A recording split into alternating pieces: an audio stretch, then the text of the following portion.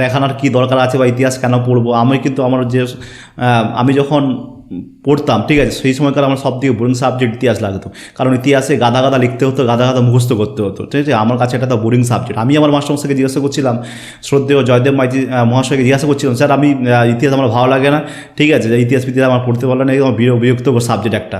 তখন উনি যখন আমাকে বলছিলেন না ইতিহাস পড়া অবশ্যই দরকার, আমি বলি ইতিহাস কেন পড়ে কী লাভটা কী? তখন উনি বলছিলেন ইতিহাস পড়ার এই জন্যই উচিত যে অতীতে যেসব ভুলের কারণে যেসব মারাত্মক ঘটনা বা যেসব মারাত্মক ঘটনা ঘটে গেছে সেটা যাতে বর্তমানে না ঘটে, সেইখান থেকে সেটা কিছু শিক্ষা নেওয়া, তার জন্য এটা দেখা উচিত।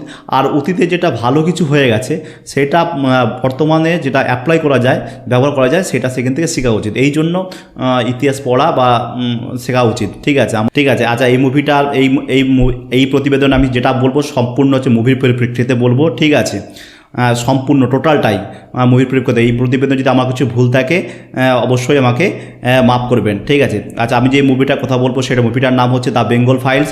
এটি পরিচালনা করেছেন বিবেক রঞ্জন অগ্নিহোত্রী। এই মুভিটাকে নিয়ে প্রচুর বাবাল, ঠিক আছে। এই মুভিটা যেহেতু এত বাবাল হয়ে গেছে, এর জন্য মানুষের দেখার ইচ্ছা বা আগ্রহটা অনেকখানি বেড়ে গেছে। আর এখনকার সোশ্যাল মিডিয়া মাধ্যমে কোনো কিছুই আটকানো যায় না। আপনি কোনো কিছুর ঘটনা হলো, সেটা আপনি হয়তো সেই স্পটে পৌঁছাতে পারবেন না, তার আগে দেখবেন ফেসবুক লাইভ হয়ে যাচ্ছে, ইউটিউব লাইভ হয়ে যাচ্ছে। আগেকার দিনে কিছু সোশ্যাল মাধ্যমে মোটামুটি কোনো কিছুই আটকাবে না। সেই হিসাবে বেঙ্গল ফাইলসও মোটামুটি কেউ যদি দেখতে চায় নেটে সার্চ করে কোথাও না কোথাও দেখে পেয়েই যাবেন, ঠিক আছে। আর সেই হিসাবে আমি পেয়েও গেলাম এবং সেই মুভির কিছু ভালো দিক, কিছু খারাপ দিক আপনাদের সামনে বলতে চলে এলাম। আচ্ছা, এই মুভিটি হচ্ছে প্রথমেই বলছি, এই মুভিটা বিবেক রঞ্জন অগ্নিহোত্রী পরিচালিত মুভি। আচ্ছা, এই মুভিতে যেটা দেখানো হয়েছে স্পেশালি সেটা হচ্ছে ইতিহাসের কিছু কথা, মানে আমাদের দেশভাগ মানে পার্টিশনের আগের 1 বছর আগের কিছু কথা, এবং এই সময় বর্তমানের কিছু একটা কাল্পনিক ঘটনাকে সেটাকে পুরনো ইতিহাসের কিছু কথা আর বর্তমান সময়ের কাল্পনিক কিছু ঘটনা তৈরি করেছে, সেটার মাধ্যমে এটা মোটামুটি মুভিটি আপনাদের সামনে প্রতিবেদন করেছে। এই মুভিটা দেখে অ্যাকচুয়ালি বলতে পারবেন যে এটা মুভি নয়, এটা একটি ডকুমেন্টারি ফিল্ম যেটা বলে সেটা বলতে পারবেন। এই মুভিতে যে পরিচালক আছে সে সম্পূর্ণ ইতিহাসটা সঠিক, আর বাদবাকি যেটা দেখেছে তার নিজস্ব মতামত, সেটার সম্পূর্ণ নিজস্ব মতামত পরিচালক তাদের মুভিতে তা ব্যক্ত করেছেন। আচ্ছা, এই মুভিতে যারা দেখতে বসবেন তারা সবার প্রথম এই মুভিতে একটা ডায়লগ আছে, be a people of Indian, মানে আমরা একজন ভারতীয়, সেই মনোভাব নিয়ে এই মুভিটা দেখতে যাবেন, ঠিক আছে। সেই মুভিটা নিয়ে ঠান্ডা মাথায় বসে দেখবেন প্রথম থেকে শেষ পর্যন্ত, যেই এই মুভিটা দেখবেন, ঠিক আছে। আচ্ছা, এই মুভিতে যেটা প্রেক্ষাপট সেটা হচ্ছে 1946 সালে 16ই আগস্ট, ঠিক আমাদের দেশ যখন স্বাধীন হয় তার 1 বছর আগেকার ঘটনা, ঠিক আছে। তখন পাকিস্তানের যে প্রধানমন্ত্রী মোহাম্মদ আলী জিন্নাহ, তার নেতৃত্বে 1 বছর আগে ক্যালকাটা, মানে তখন তো ক্যালকাটা ছিল, ক্যালকাটায় কি হয়েছিল, ঠিক আছে, সেইটাই এটা এখানে পরিচালক এখানে এই মুভির মাধ্যমে দেখাতে চাইছেন, ঠিক আছে। আচ্ছা, এই মুভিতে যদি বলি, এই মুভির যদি প্লাস পয়েন্ট বলি, এই মুভির প্লাস পয়েন্ট একটাই, ঠিক আছে। এই মুভিতে যত স্টারকাস্ট আছে যারা অভিনয় করেছে তারা মারাত্মক, ঠিক মানে তাদের আপনাদের যখন মুভিটা দেখবেন দেখে মনে হবে যেন মুভিটা যেন আপনার চোখের সামনে সত্যিকারের যেন প্রত্যেক ঘটনা সিন বাই সিন ভাসছে, ঠিক আছে। এত সুন্দর ন্যাচারাল অ্যাক্টিং, প্রত্যেকটা অভিনয়, প্রত্যেকটা স্টারকাস্ট অসাধারণ অভিনেতা, ঠিক আছে। আচ্ছা, এই মুভিতে ইতিহাস দেখানো হয়েছে, ঠিক আছে।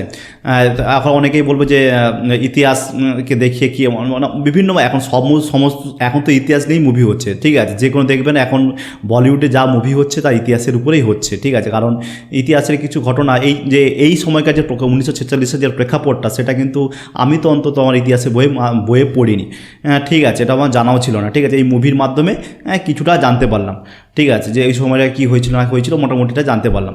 যা হোক, ইতিহাস যে এই সিনেমার যারা প্লাস পয়েন্ট আছে, এই সিনেমার যারা অভিনেতা যা অভিনয় করেছেন, যেন মনে হবে যেন আপনার চোখের সামনে হচ্ছে, ঠিক আছে। এত সুন্দর মানে অভিনেতা, এত সাবলীল অভিনয় করেছে এই মুভির প্রত্যেকটা অভিনেতা, ঠিক আছে, সমানভাবে দক্ষতার সঙ্গে এই মুভিতে অভিনয় করেছে। আচ্ছা, প্রথমে অভিনয়ের কথা বলে অনুপম খের এখানে গান্ধীজি সাজিয়েছে, মিঠুন চক্রবর্তী যে বর্তমান যে সময়টা যে কাল্পনিক যে ঘটনাটা যে পরিচালক তৈরি করেছে তাতে মিঠুন চক্রবর্তীর একটা বিশেষ ভূমিকা আছে। তার সঙ্গে সঙ্গে পল্লবী যোশী আছে, যে পাস্ট যে ইতিহাসে সেই সময়কার সে তখন থেকে সে প্রেজেন্ট টাইমে এখন সে বেঁচে আছে, সেই অভিনয় করেছে। তার সঙ্গে সঙ্গে আছে নমাসি চক্রবর্তী, নমাসি মিঠুনের ছোট ছেলে। এই মিঠুনের ছোট ছেলে এই মুভিতে যা অভিনয় করেছে, ঠিক আছে, যদি নেগেটিভ বেস্ট নেগেটিভ অ্যাক্টরের যে পুরস্কার দেওয়া হয় যে কোনো এতে মানে নমসি চক্রবর্তী দেওয়া উচিত। এত সুন্দর নমসি চক্রবর্তী যে অ্যান্টি হিরো যে ভিলেন অভিনয় করে খুব সুন্দর অভিনয় করেছে। আচ্ছা, তার সঙ্গে সঙ্গে আছে সিমরত কর রান্ধাবা, যে এই মুভিতে হিরোইন প্রধান হিরোইন চরিত্রে আছে। তার সঙ্গে সঙ্গে আছে দর্শন কুমার, যে হিরো হিসেবে বলা যেতে পারে হিরো চরিত্রে অভিনয় করছে। তার সঙ্গে সঙ্গে আছে আমাদের বাংলার ঠিক আছে ভার্সেটাইল অ্যাক্টর শাশ্বত চট্টোপাধ্যায় এবং সৌরভ দাস। সবাইকার অভিনয় দুর্দান্ত অভিনয় করেছে, ঠিক আছে। ওভারঅল বলতে গেলে এই মুভি যখন আপনারা ইন্টারনেটে অ্যাভেলেবেল হবে বা ওটিটি রিলিজ হবে আমরা তখন দেখতেই পাবেন, তখন দেখবেন। ওভারঅল মোটামুটি মুভিটা ভালো মুভি, সুন্দর মুভি। আর এই মুভি যদি নেগেটিভ দিক যদি কিছু বলেন, মুভির নেগেটিভ দিক হচ্ছে যে একটাই, এই মুভির যে ব্রুটালিটি আছে, যা নৃশংসতা যেটা আছে সেটা মানে অন্য লেভেলের।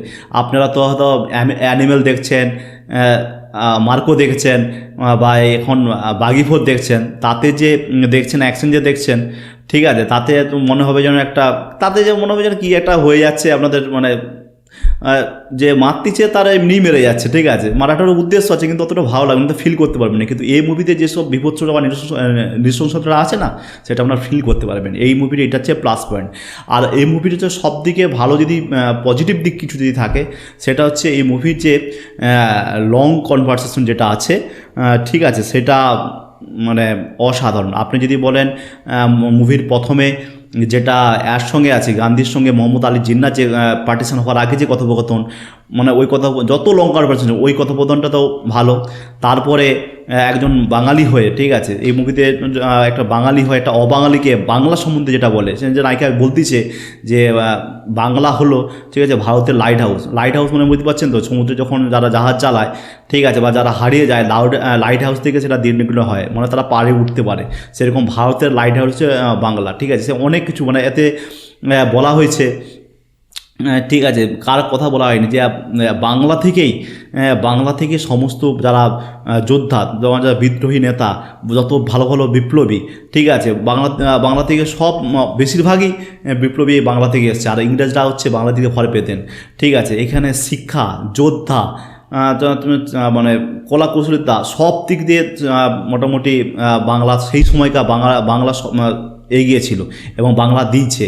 কে নেই এত? নেতাজি সুভাষচন্দ্র বোস, বিদ্রোহী, বিদ্যাসাগর, শিক্ষাদান করেছে, রাজা রামমোহন রায়, যে কোনো প্রথা বন্ধের কাজে সবার আগে এগিয়ে এসছেন।